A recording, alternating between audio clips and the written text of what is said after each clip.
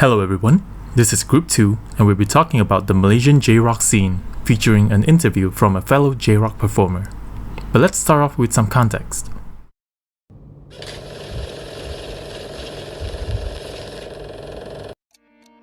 J-Rock, aka Japanese rock, has had a niche but passionate following in Malaysia for decades. Initially, J-Rock in Malaysia was mostly driven by anime and Japanese pop culture fandoms, with cover bands performing songs from popular anime series and Japanese rock bands such as L'Arc-en-Ciel, One OK Rock, and Asian Kung Fu Generation. During the 2000s and early 2010s, J-Rock bands in Malaysia primarily emerged within the ACG, Anime Comics and Games, event scene, performing at conventions like Comic Fiesta. Hence, it's safe to say that the rise of anime and gaming communities, as well as the existence of such ACG events in Malaysia, directly contributed to the increasing presence of J-Rock performances. Furthermore, its growth only heightened due to the pandemic MCO era, as the majority of the population spent more time consuming online entertainment, with anime being a top source. Because of this, ACG events grew too, going from being an annual occurrence to happening multiple times a year. However, the J-Rock scene still continues to face some challenges, which include limited originality, due to most performances being covers and the lack of original, local compositions. Lack of industry support, as there is a large focus on pop genre only, as media outlets tend to overlook such subgenres in pop. Stigma from other musicians, as the J-Rock has historically been seen as a niche genre, and some local musicians and sound engineers do not take it seriously. And limited venues. There are only a few dedicated live music venues that cater to J-Rock or alternative rock genres in Malaysia, making it hard for bands to perform regularly. In recent years, as a solution of sorts, some Malaysian J-Rock bands have started focusing on original compositions instead of covers, as this shift is essential for the scene's sustainability and for gaining recognition outside of the ACG community. Bands experimenting with trilingual lyrics, which are Japanese, Malay and English, are also finding new audiences beyond anime fans. By incorporating elements of local culture and language into J-Rock, these bands are carving out a unique identity. But enough from us. Let's hear from interviewee himself, someone we are all very familiar with, Mr. Andrew Tan. Hello, can you hear me? Hello. Is how so you speak? I don't know. Wait. Okay. Hi, my name is Andrew. I play the bass for the band Brightburn. We play many J-Rock stuff and we do produce some originals. We have a mix of languages inside, like Rojak, a mix of English, BM, some Japanese as well, definitely. So yeah, we've been around since we've been around for quite a while. I mean, with different names over the years, but this current name will be our third reincarnation kind of thing. So yeah. I was never really into J-Rock, to be honest, until a friend of mine, the vocalist of the band 𝘼𝙣𝙙𝙧𝙚𝙀, he dragged me into it because they needed a sessionist to replace the previous bassist, basically. So I stepped in around, I think, 2017, I would say. So I've played with them for the first, we played like 2 shows that time. It was at Penang. I was just sessioning, and then we played a few more after that in KL, again as a sessionist, until they decided to ask me if I'm interested to join as a permanent member, and I said yes, because I mean, I wasn't really into J-Rock at first, but I grew to love it after a while, and I do watch anime. I am quite into the Japanese culture, the whole thing as well, so I was like, why not? Yeah, that's how it was. The thing about J-Rock is that, unlike a lot of those other genres out there, especially in the local scene, I think J-Rock has always been a very niche market here, and when I say niche, it's like it's very specific, and you know, you don't really see a lot of J-Rock bands over here, especially here in Malaysia, because like, you know,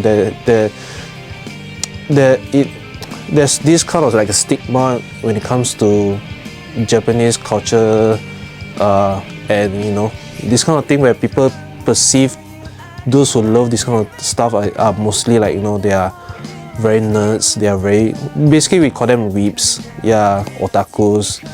But the thing is, like, to me, I mean, that's my first perception as well. I mean, yeah, but after venturing into the scene and I seen a lot of like new faces and got myself immersed in the whole culture, I realized it's not all what we actually, usually would see in the mainstream media. There's actually a lot more to it, and it's quite an enlightening experience, to be honest. The whole culture, I mean, the whole thing as well, I mean, is very supportive. The music lovers especially, like, yeah, those who are into J-rock, they are very supportive of the bands and artists, and they don't hold themselves back when it comes to really showing their support. They express themselves very much, and they'll go all the way out just to support you if it's possible. So yeah, I think that this kind of stuff really, like, touched me when I saw, like, I was like, oh shit. Yeah, so then, yeah, I think that's how it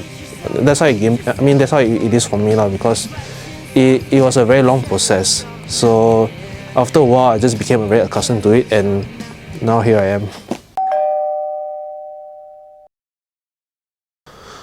I think J-rock is actually very much the same as what you call like the music stuff coming from the Western world. Actually, it's just the only major difference is just basically it's probably just a language. That's one. Second is probably the visual style that they usually would do for their music videos and their content basically. But other than that, in terms of genres, I mean, within J-rock itself, there's so many other genres. I mean, it's actually the same thing. You have J-rock, you have J-pop, you have R&B, you have rap, you have hip hop, you have all sorts of those kind of stuff. Which, I mean, it's basically similar. The only major difference is just a language. So, to me, I don't think there's actually much of difference except for language and probably just a bit of style, the flair of it. And also, definitely, if you are talking about more in depth, it's actually definitely the chord harmonies, compared to the Western style. Japanese stuff usually has more colors into it. There's way more chord movements. The melodies are more not say intricate, but it has a certain way of the way they write is very different. So yeah, it's still pretty much the same, but at the same time, it's quite different. The notable shows I've played with Brightburn so far, I remember was one of the first show in a very big, like what we call the anime convention here. I would say CF Comic Festa in 2018, I think. The one where I finally broke my bass string for the first time. There are actually multiple shows that we played, and they were very memorable. One of the most recent one was definitely Singapore. That was actually our first international show in a way, end of last year. Yeah, those big conventions basically definitely like Comic Festa, Animagaki, some college shows which were very fun. I remember there was once or twice we played in Taylor's, and it was very, not say wild, but it was like, whoa. You don't get to see a lot of like students basically like in costumes and nerding out in lecture halls. It's quite a sight to see. Yeah, actually there's too many, so yeah. So usually for Brightburn, we have like a certain quota where we would want to play maybe about 40% of our originals, then about 60% of covers. And yeah, in terms of covers, we would try to cover most of the recent stuff that's in trend basically, if it's possible. We try to keep ourselves updated with what's new in the current scene, the Japanese stuff. Originals, we do write some, like, we do try to write originals that are in like Japanese style, like J-rock style, but we do mix up with like BM, Bahasa and English basically, so that it incorporates our own kind of sound basically. Okay, so I think for fanbase for 𝘼𝙧𝙚 scene, right, is, I would say is definitely one of a kind. You don't get this like you don't get to see a bunch of people in costumes like you see those people who are cosplaying in malls and stuff, walking around, and then when you see them in concert like rocking out, like it's a very interesting sight to see. And I would say my first time when I went to one, it was I was like, whoa, what is going on? It was a very culture shock to me. But yeah, our fans basically super nice. That's all I can say. Super nice, super supportive, very cool, interesting people as well. They all have their own, how to say, we all share our things, like the things that we like. They will tell us like, hey, they will ask us like, oh, what songs are we playing, blah blah blah. And yeah, that's the only thing I can say. They are super nice, and we always love to perform in front of them and just share our experience. Having meals with them, hanging out at Mama just to chat about the local scene, what's new in the 𝘼𝙧𝙚 stuff, blah blah blah.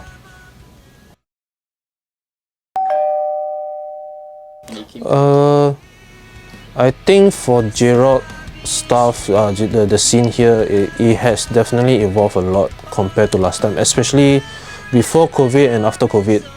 Before COVID, it was still, you don't really get to see these many events actually.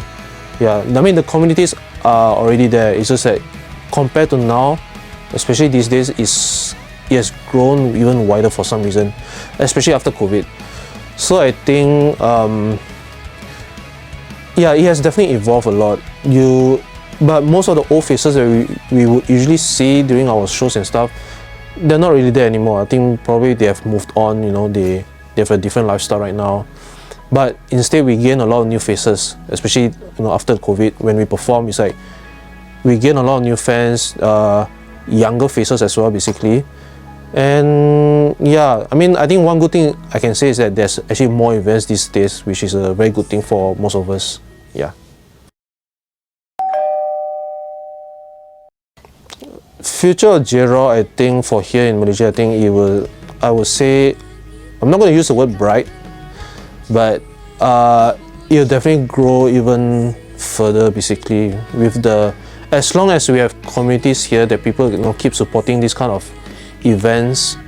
And yeah, it'll definitely grow even bigger, and hopefully, especially for local like Southeast Asia region, I think Malaysia will become a very like a central, not say central hub, but I would say it's already beginning to show that we are able to host quite a number of very big events that cater to anime lovers, 𝘼𝙧𝙚 lovers, this kind of stuff. So yeah, I think it will grow even further and even better. 𝘼𝙧𝙚 has definitely influenced in terms of songwriting style, I think, or the way I listen to music. I pay attention to a lot of those harmony stuff, especially how they write their melodies, their harmonies, the song structure, the forms and stuff. So I would say it has definitely influenced me a lot when it comes to even like practical wise theory. And the thing is, there's a lot of great musicians in Japanese stuff. They have a lot of like great bassists, great drummers, great vocalists, yada yada, and they are very diverse.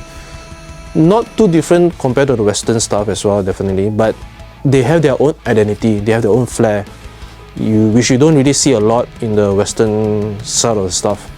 So yeah, I mean, Japanese stuff is definitely a bit more, I would say a bit more colorful and more, not to say convoluted, but they have definitely more stuff to show in a way when it comes to melodies and stuff. So yeah, it definitely influenced me a lot, and I really love it because it has challenged me in a way as a musician, and I would love to write as like them if it's possible.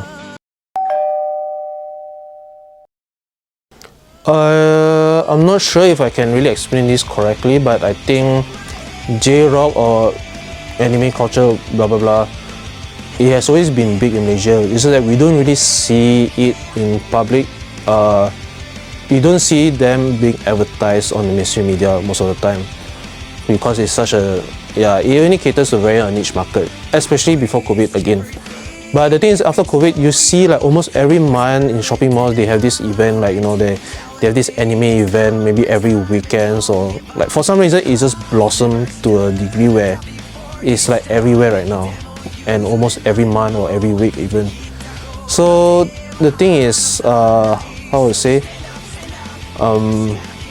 Wait, what's the question again? I forgot. How did you start off small and then? Yeah. Again, I think before this, I wouldn't say small. It's just that there is a community there. It's big, but not as big as we would thought it might be. But after COVID, it became. It just grown a lot. So yeah, I'm not sure what's the reason why. Probably because during COVID, maybe a lot of people they eventually consume this kind of media from Japanese culture. They read up a lot of manga, watch a lot of anime, and they became immersed by it. And that's how maybe we are getting way more events that involved with 𝘼𝙧𝙙𝙧 stuff basically.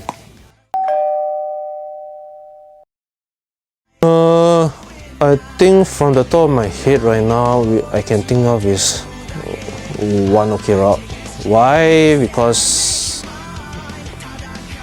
they are epic, and I saw them once, and that's how I can say they're epic. The vocalist is cool. Everything is just really. I feel very related to the band and their music, so that's all I can say. I don't want to say much. Last few comments, I think definitely there will be a future when it comes to this kind of stuff, Japanese 𝘼𝙧 lovers, yada yada.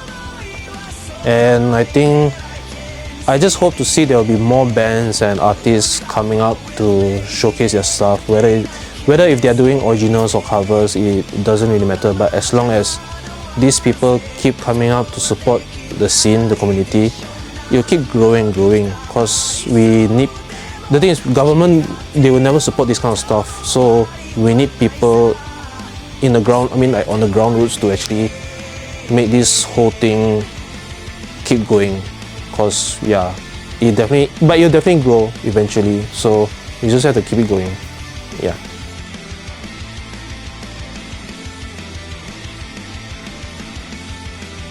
A final note on the future of J-Rock in Malaysia. As the genre is still evolving and more bands are producing original works, we feel that the genre's future will depend on a few factors, like cultural exchange, international collaboration, innovative marketing, and incorporating local language. Overall, with the inclusion of open-mindedness, awareness, and integration of our own Malaysian flair, which is being seen more and more every day in this day and age, the future of J-Rock in Malaysia is hopeful, and we are looking forward to it with excitement.